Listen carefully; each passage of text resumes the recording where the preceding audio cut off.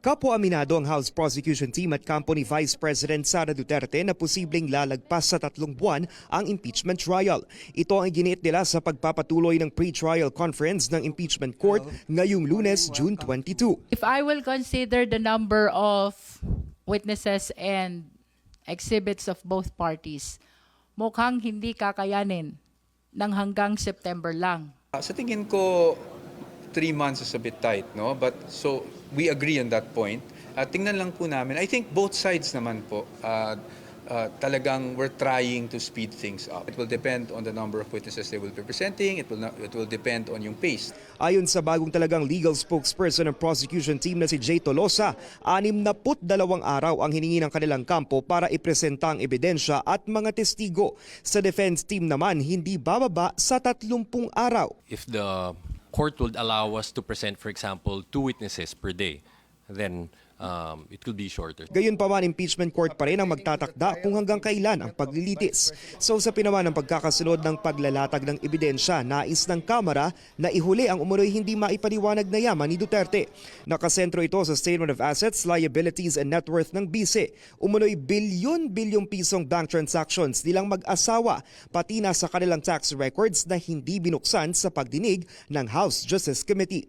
Sa isinusulong na order of presentation ng prosecution, uunahin muna ang Article 4 na nakasentro sa pagbabanta ni Duterte laban kay Pangulong Bongbong Marcos. Sunod ang Article 1 na tungkol sa umunoy paglustay ng confidential funds, Article 3 para sa bribery o panunuhol, at dulo ang Article 2 na unexplained wealth. I think it's easier for the public to understand right away yung nakita nilang video na tinitreten ng Vice Presidente ang nakaupong presidente, ang unang ginang at ng dating Speaker of the House of Representatives. Dagdag naman ni Tolosa, balak nilang magpresenta ng hostile witnesses sa ilang articles of impeachment, kaya ito ang pagkakasunod. We will also be presenting hostile witnesses, so we will have to ask the court to issue subpoena to command those persons to appear before the court. Ayon kay Defense Team spokesperson Michael Powa, wala naman siyang nakikitang mali sa proposed order.